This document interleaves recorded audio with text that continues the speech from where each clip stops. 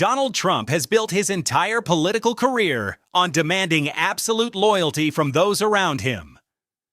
But now, as that loyalty begins to crumble, the consequences are becoming impossible to ignore. Marjorie Taylor Greene appears to be having the time of her life publicly attacking the former president. But she's far from the only voice emerging from Trump's fractured inner circle. A former White House advisor, once firmly entrenched in Trump's administration before being unceremoniously fired, is now stepping forward with explosive revelations about the Epstein scandal. And the timing couldn't be more significant. Today alone, 95,000 new photographs connected to Jeffrey Epstein were released to the public, adding fuel to an already raging inferno of scrutiny surrounding Trump's relationship with the convicted sex offender. This isn't just another political scandal fading into the background. This is a cover-up that stretches back years, involving multiple administrations, calculated obstruction, and a web of connections that reaches the highest levels of power. The evidence is mounting. The pressure is intensifying. And the truth is becoming harder to suppress with each passing day.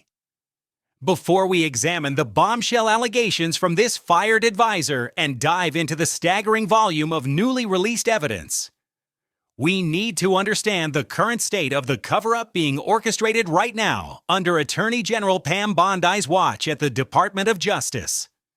Senator Adam Schiff recently provided critical insight into exactly what's happening behind closed doors. And his assessment should alarm every American who values transparency and accountability.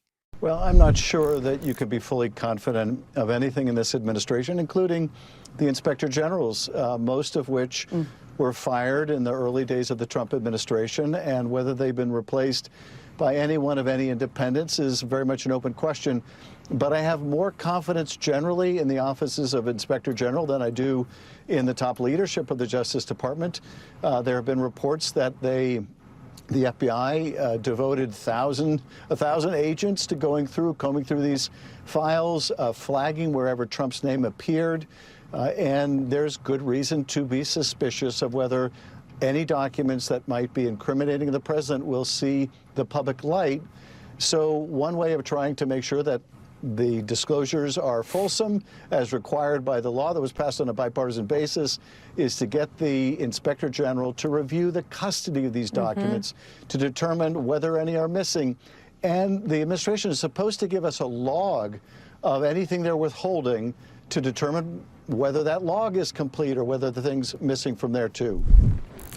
Yes, it feels like if you were able to look at the log, which they should be able to, if there's more than names, if there's long swaths of things, it raises a lot of questions. Now, the deadline, as I just noted, for the White House to release all the files under the bill Congress passes a week from tomorrow. What expectation? You know, I think a lot of people out there are thinking we're going to see everything that day. It seems hard to believe that's going to be the case. I wish it was. But what expectation do you have on what we may see that day? Well, I guess my expectation is that they will produce something. And now that something that they produce may be heavily redacted, and they may claim that those redactions are merely to protect the privacy of the victims. And if they are redactions for that purpose, they would be completely legitimate. We want their privacy respected. But do we trust the administration to make those redactions only for that purpose, or to over-redact in a way to protect or avoid anything incriminating or embarrassing of the president or any of his allies?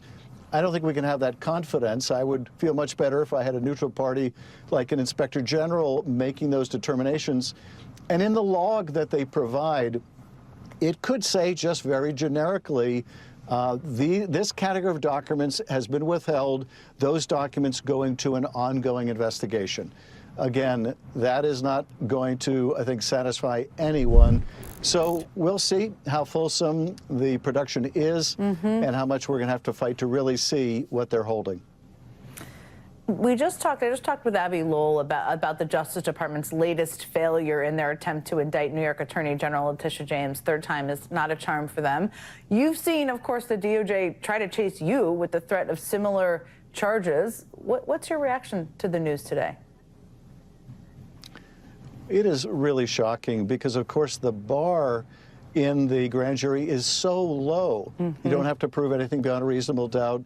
It's merely showing probable cause, and the prosecutor who goes into that grand jury decides what that grand jury sees. And if they're not ethical, they don't show them anything that would be exculpatory. They only show them what they want to help convince that grand jury. Senator Schiff just laid out the blueprint of obstruction that's currently underway. And every word of that assessment matters. First, let's be clear about what he's describing. Reports indicate the FBI deployed approximately 1,000 agents with a singular mission: combing through Epstein files specifically to flag every instance where Donald Trump's name appeared. 1,000 agents. Not investigating crimes, not pursuing justice for victims, but protecting a former president's reputation. Think about the resources involved in that operation. The manpower. The time. The deliberate, calculated effort to sanitize documents before they reach public view.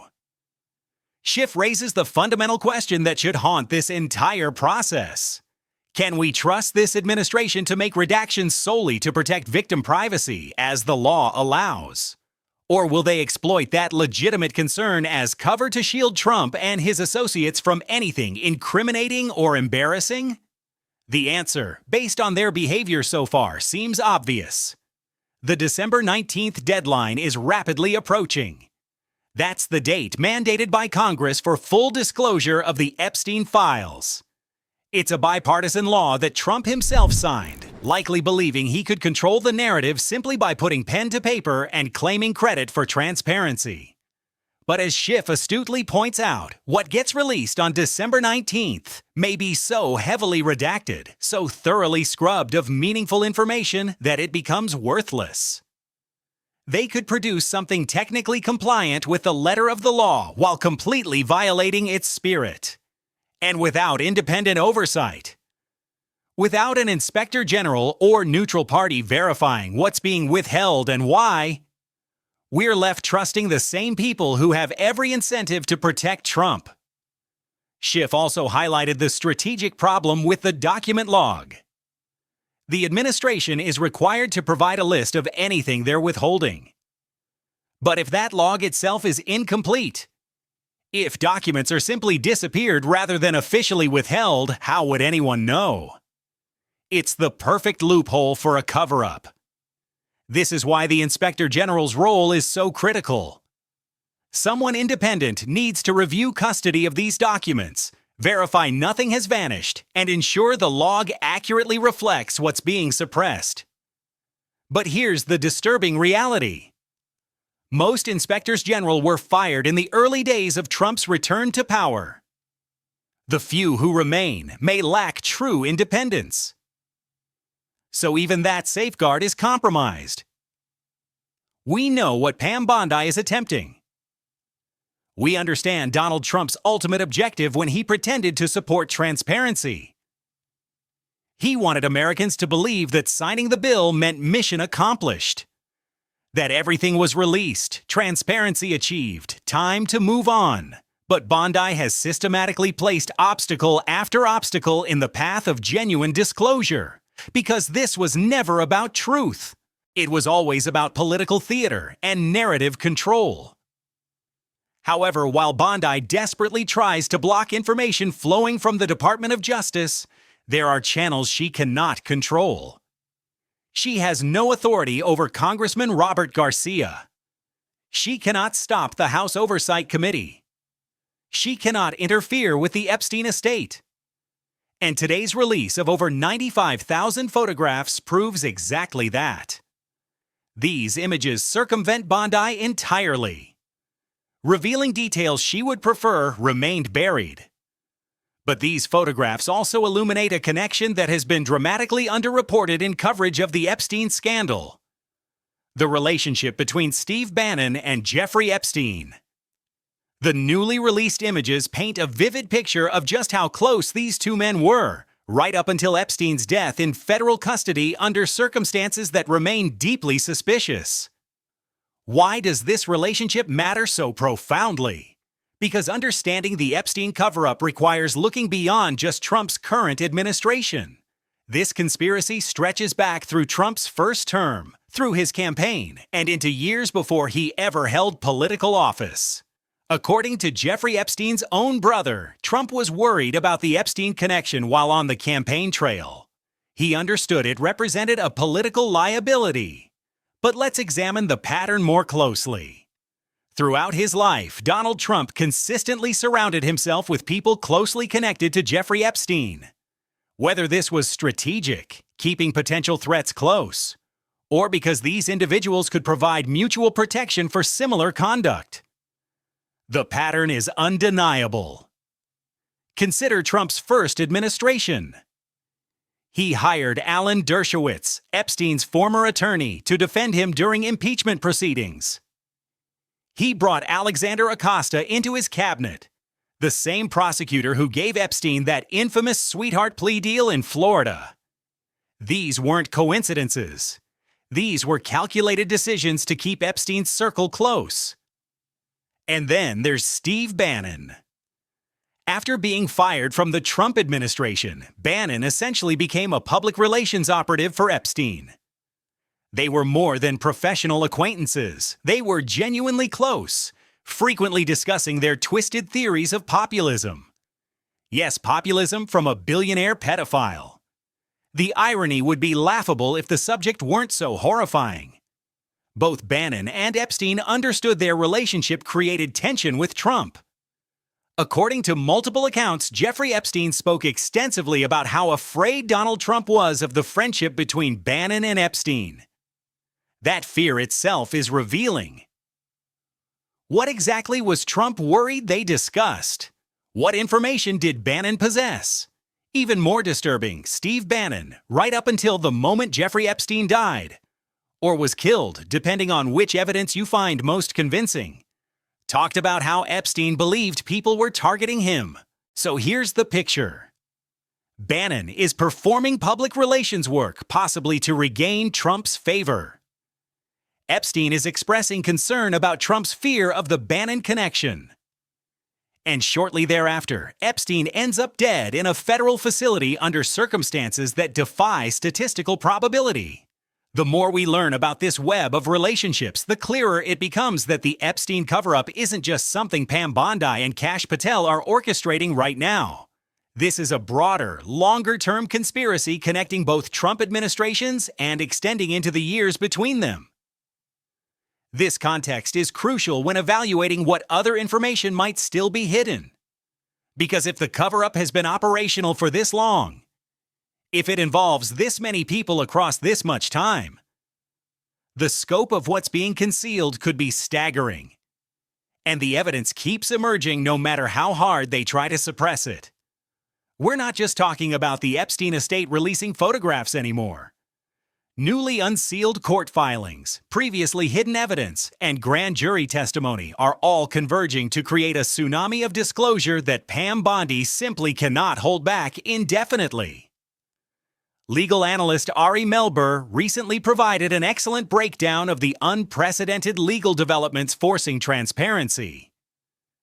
And what he revealed about the mechanics of this disclosure should give everyone hope that truth will ultimately prevail. Major legal developments tonight, and they look like this, and I'm going to walk you right through them. These are two separate cases where two judges have ruled for major Epstein transparency and basically changed what is longstanding precedent on what materials you release from criminal probes.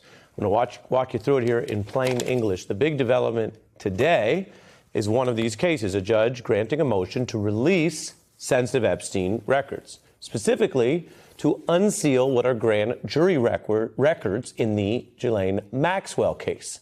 Now, that mirrors another ruling, and I'll tell you about that as well. But if this sounds like a huge change, it is.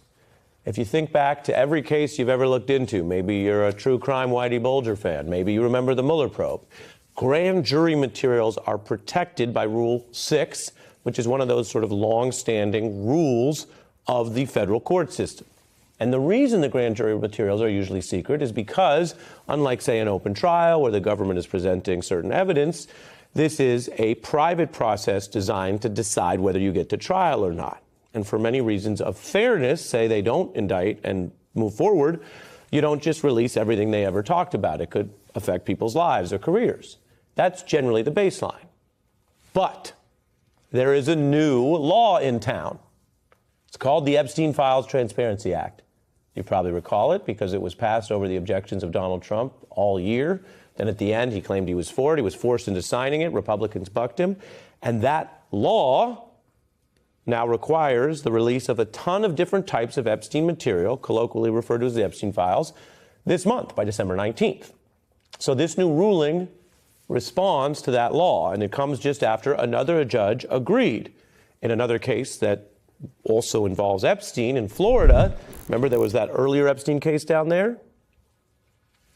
So a Florida judge down there orders those Epstein grand jury records to also be released by the same logic. Now, this may sound like one of these legal weeds type things, but I want to point out a couple points on this with you. Number one, this is why the government, Congress, still has these vast powers. Sometimes we watch Congress and feel like they're not doing much or they're only fighting. But because of the push that we follow, the survivors, Ro Khanna, Republican Massey, and then winning over the objections of even the House Speaker, they passed this new law, the Epstein Transparency Act. And so, number one, new laws can change everything. Judges who literally last month were like, hey, you know we can't release grand jury materials, they're always secret, today are saying, if you read the law, if you read the ruling, well, there's this new law and it says release everything, and this applies to everything. Number two, we've heard a lot about whether the Trump DOJ will try to play games or hold back materials. But I want to point something out. And maybe people who think everything Trump does is wrong will have to face some cognitive dissonance. But this is coming because the Trump DOJ asked to release the materials. This is not from some critical group or survivors' class action lawsuit. This is Pam Bondi's DOJ, only under pressure, of course, as you know, but the pressure worked. Both these rulings will release new Epstein files and Maxwell files from previously secret grand jury materials because the DOJ was pushed into asking for it. That leads me to point three, which is everyone's watching to see if they play games going up to December 19th. On these grand jury materials, it would appear that rather than playing games, they're trying to get the files out. They invoke the new law and ask the judges to let them release it, and that's where we're headed. So that's pretty interesting because if they later play games, say if Pam Bondi says, oh, we're going to redact everything, well, look what you have. New rulings from these judges saying, no, you got to release this stuff because of the new law. So that would be bad for anyone trying to hide too much in the future. Now, one judge did criticize Bondi's DOJ, saying that while they paid lip service to Maxwell and Epstein's victims, What Ari Melber just explained represents a seismic shift in how these cases are being handled, and the implications are massive. For context, grand jury materials are almost never released. Rule 6 of the Federal Rules of Criminal Procedure protects this testimony precisely because grand jury proceedings are designed to determine whether charges should be brought, not to publicly litigate someone's life. But Congress, responding to sustained pressure from survivors, advocates, and the public, passed the Epstein Files Transparency Act. And that law explicitly requires releasing these typically protected materials. Trump opposed this law throughout the year. He fought it. He tried to prevent its passage. But ultimately, Republicans in Congress bucked him. The bill passed with bipartisan support, and Trump was forced to sign it. He then immediately tried to claim credit, as if he'd championed transparency all along. But here's what's remarkable. Two separate federal judges in two different cases have now ruled that this new law overrides traditional grand jury protections. The Florida case and the Ghislaine Maxwell case in New York are both subject to these groundbreaking rulings. Melber made a critical point. This demonstrates that Congress still wields enormous power when it chooses to use it. New laws can fundamentally change the landscape. Judges who last month would have said grand jury materials must remain sealed are now saying, there's a new law and it mandates release. And here's the part that creates cognitive dissonance for everyone. These rulings came because Pam Bondi's Department of Justice asked for the materials to be released. Now let's be crystal clear about why this happened. They didn't wake up one morning with a newfound commitment to transparency. They were forced into it by the law, by public pressure, by political calculation. But they asked for it nonetheless. This creates a fascinating legal dynamic. If Bondi now tries to heavily redact everything before December 19th, these judges have already established precedent that the new law requires comprehensive disclosure. Any attempt to play games will run headlong into these rulings. One judge did criticize the DOJ, noting that while they paid lip service to protecting Maxwell and Epstein's victims, their actual conduct tells a different story. They're flailing. They understand their options for continuing the cover-up are rapidly diminishing. Public opinion has shifted so dramatically on this issue that the old playbook no longer works. They can't just wait for the news cycle to move on. They can't rely on public exhaustion or distraction. Recent developments this week have only intensified the pressure. Multiple civil rights organizations filed amicus briefs supporting complete transparency. Survivor advocacy groups are mobilizing coordinated campaigns to ensure their voices aren't ignored in the redaction process. And several Republican lawmakers recognizing this transcends partisan politics are beginning to ask uncomfortable questions about document handling. The December 19th deadline looms. When it arrives, we'll see exactly how much the Trump administration is willing to risk to protect the former president's secrets. Will they comply fully with the law and the judicial rulings? Will they attempt massive redactions and dare Congress to fight them? Will they try to delay at the last minute? Whatever they choose, the pressure will only increase. Because this isn't going away. The evidence will continue emerging. The survivors will continue demanding justice. The public will continue paying attention. And shows like this one will continue investigating, reporting, and refusing to let this scandal disappear into the memory hole where Trump desperately wants it buried. This is about accountability. This is about justice for victims who've waited far too long. This is about whether our system can hold powerful people responsible, or whether wealth and political connections create permanent immunity. The truth is coming. The only question is how much damage gets done trying to stop it.